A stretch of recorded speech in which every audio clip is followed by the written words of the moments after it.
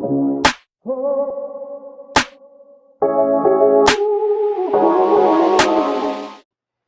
everybody, welcome to my channel. This is Head on a Swivel. If you saw my previous video, it was a reaction of a debate between Destiny and Candace Owens.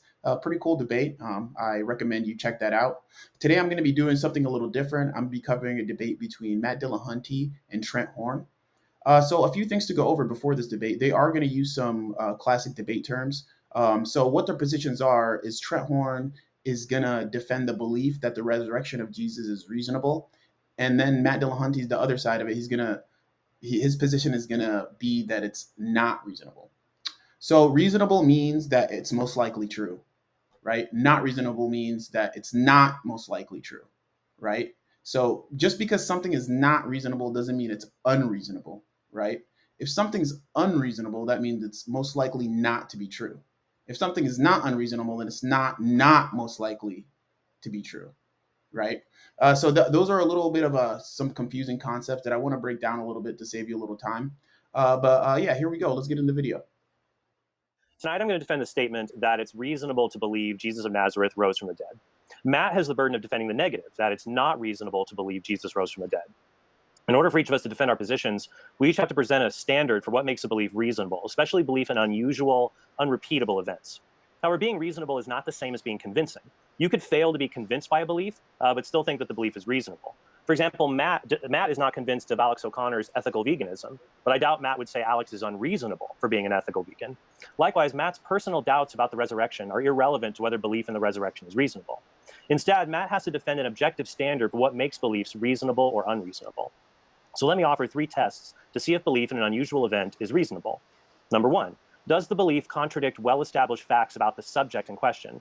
If it does, then the belief is unreasonable. For example, the claim that everyone buried in Arlington National Cemetery physically rose from the dead would be unreasonable because it contradicts the facts about those bodies still being in the ground. But claiming Jesus... So pretty much what he's doing here is, so when you're breaking down your argument, if something is reasonable, there's like a set of standards that you have to follow. I know some standards are like consistency, and then you have to follow if the whole community agrees upon it, if there's empirical evidence, if there's anecdotal evidence. All of these have to be true for it to be a reasonable belief. Okay, and he's kind of going over that, and he's making the argument that the resurrection of Jesus is reasonable, and he's trying to break down all the standards into why it is reasonable. So let's keep going. Jesus rose from the dead doesn't contradict any similar fact about Jesus remaining in his tomb. Now, you might say the science of biology shows dead people stay dead, and so the resurrection contradicts this fact. But this isn't a fact about Jesus, it's a fact about human beings in general. Atheists like Matt are often skeptical of universal statements like everything that begins to exist has a cause. So why not be skeptical of statements like human beings never come back from the dead when we are presented with a reasonable counterexample? Moreover, the claim that Jesus miraculously rose from the dead requires that dead people stay dead. That's because a miracle is a supernatural intervention that serves as a sign of God's revelation. So this is going to be kind of the crux of his argument. He's going to say it makes it reasonable because something happens that's unusual, has happened before.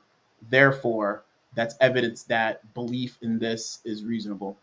Yeah, let's keep going. Let's see what other points he makes or what other reasons he gives for why it's reasonable. And just as an orange life vest is a sign of a survivor in the ocean, because it's so unlike the surrounding blue water, the resurrection can only be a... Come on, dude. Come on.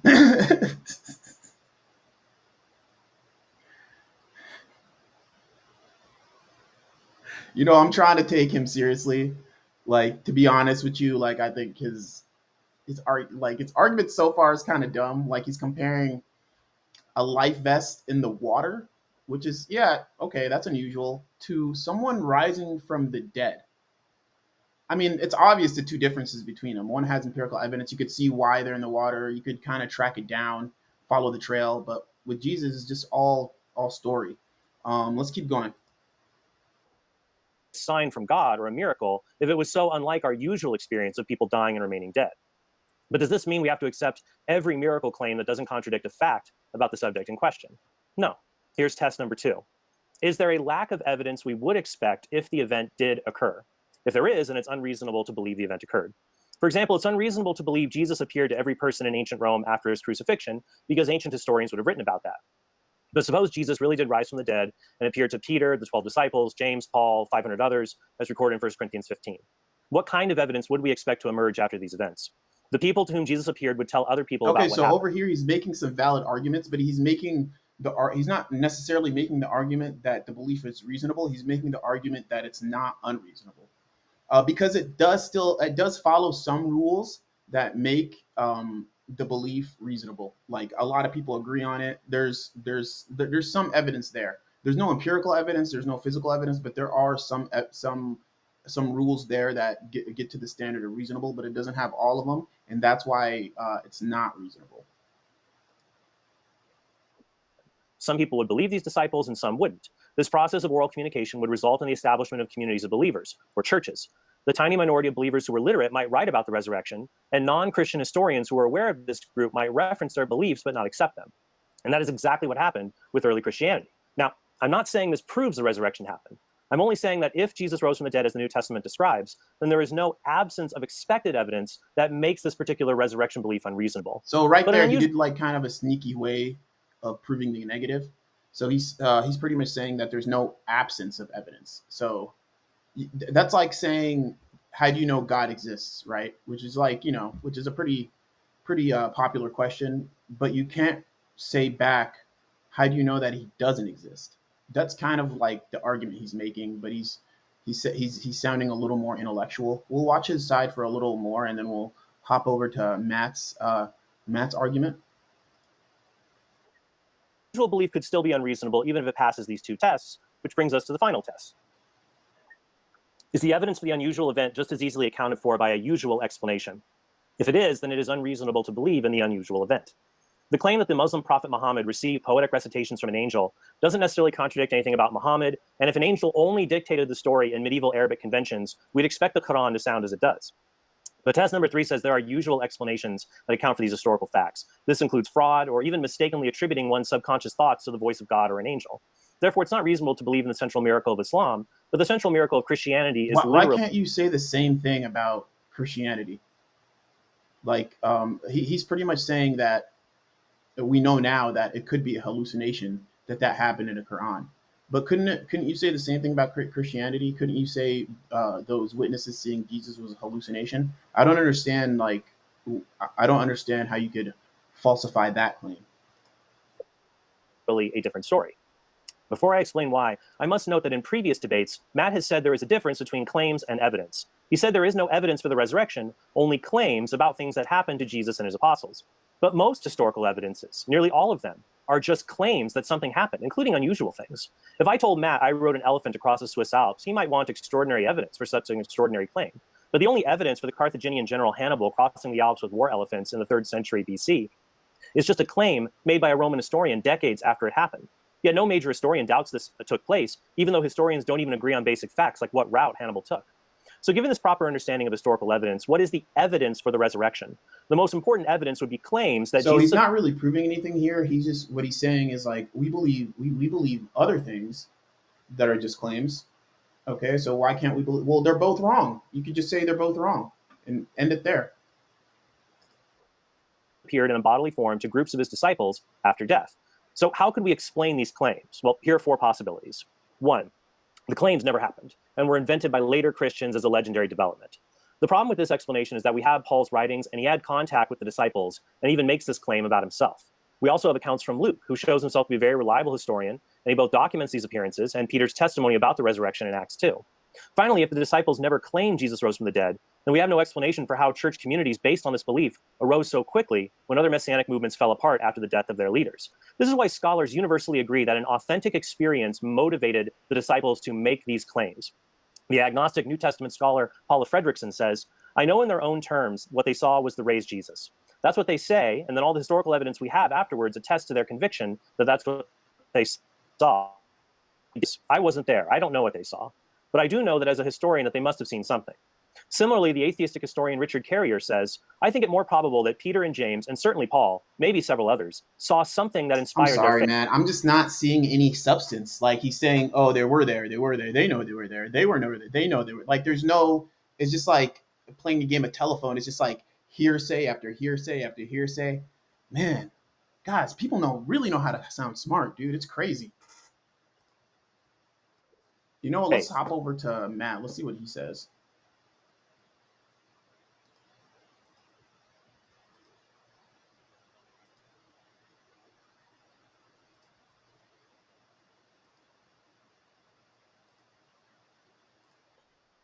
In the blank. Why does he think it's unreasonable? And then you'll see those standard that thanks everybody for showing up to this, especially because I didn't do too much to promote it, as I had weird technical issues this week. So let's get started. First of all, it is not my intent ever to offend people, but the nature of these discussions about topics that are at the heart of people's deeply held beliefs, True. often People get offended. People get offended. People get real offended once you start talking about religion. And then, it's kind of understandable. It's like somebody's whole belief system, whole everything is based on this, So it's very understandable. But to move things forward, to get more knowledge, to collect more data, you have to be uncomfortable sometimes. That's just the way it is. offends. I once believed many of the things that many of you believe. I believe many of the things that Trent believed, including a belief in the bodily resurrection. It's difficult to state something like that without someone interpreting it as, oh, now he thinks he's better than us. I don't necessarily think I'm better than any of you as people, but I do believe that my position is more rational. And if that bothers you, I'd ask you to consider whether you think your position is more rational. Because if your answer is yes, then we're in the same boat and we can argue it out. And if your answer is no, then you need to consider why you are willingly, knowingly holding a view that you consider less rational than the alternative. So how do we go about telling if it's reasonable to believe a claim? And then it's worth noting this is separate from whether or not the claim is in fact true. The claim could be false, and yet you could still have a reasonable belief in it. For once upon a time, it was reasonable to believe that the sun went around the earth because that's what we saw when we looked up in the sky.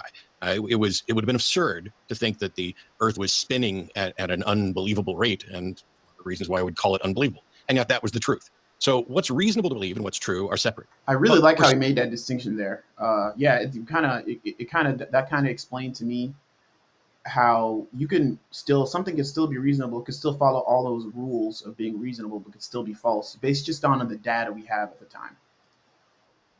Stuck because we may not actually ever have access to the truth. So all we can hope for is what's reasonable. So how do you tell what's reasonable? Well, there's many answers to that, and they are all problematic because in the end of the day, each individual is going to be responsible for determining what's reasonable to them, and the rest of society is going to say, you're unreasonable or you're incredibly reasonable. And so we try to work together. This is one of the reasons why we have scientific methods that remove as much of the bias and subjectivity as possible, even though we can't completely remove it. I'd argue in simplest terms, a claim's reasonable if the claim is consistent with what we know to be true and possible within reality. It simply does no good to argue that it's reasonable because it's internally consistent, because that's true for many sci-fi fantasy stories, or at least some of the best ones. So what does the physical evidence about the resurrection tell us?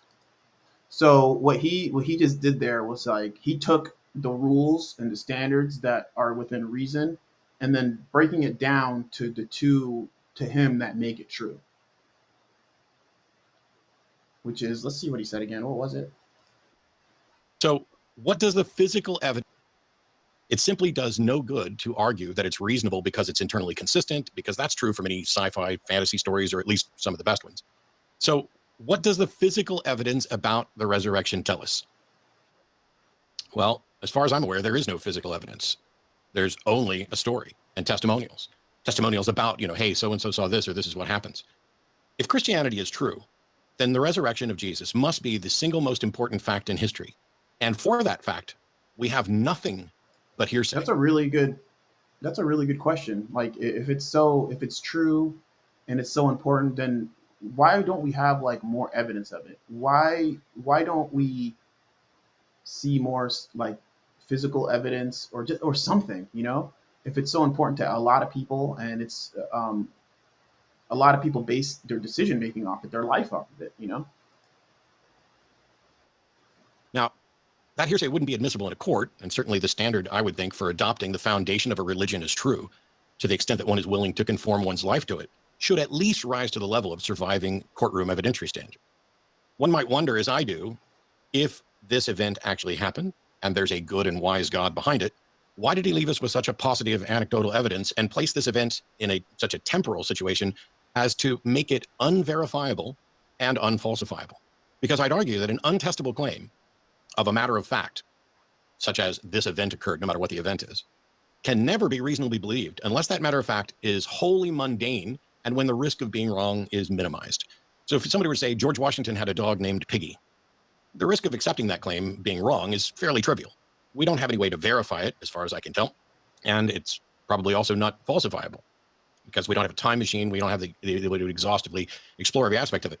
But the risk of being wrong is trivial. Oops, I thought George Washington. You know what's funny? You know what this reminds me of? Like, just looking at it, it reminds me of like the old nihilist old man. It's like nothing means nothing, and the kind of happy, cheerful young guy's like, yeah, miracles, Jesus, and he's like, no, it means nothing. It's not. Which, I mean, I kind of agree with him. He's making some pretty good arguments. He's breaking it down very well, making it very simple and very palatable. Yeah, I agree with everything he says. There's nothing I could say. Washington had a dog named Piggy. It turns out I wasn't right. I guess that's not a big deal. Unless maybe you're on a quiz show in front of millions of people and then you suffer terrible embarrassment and a harm to your reputation. And then all of a sudden, believing something like that is a problem. It's important for people to recognize that there's a difference between verification and falsification. Verification is verification is the concept that we should produce the thing. If we were to say all intelligent beings are on planet Earth, verification, you could run around, hey, there's an intelligent being on Earth and there's one. All right, I think I'm done reacting to this. I've seen enough. Matt's just like, I don't know. Matt's just way too smart for this, and he does a good job of. He kind of like Destiny. They cut through the noise. They will stay there for your arguments, and they will listen to everything, and they will question you on everything, and they'll remember everything you say, and they'll have like a very logical, very good response to it, which is something that I like. I love the way he talks. He's someone that I strive to talk to be articulate as him.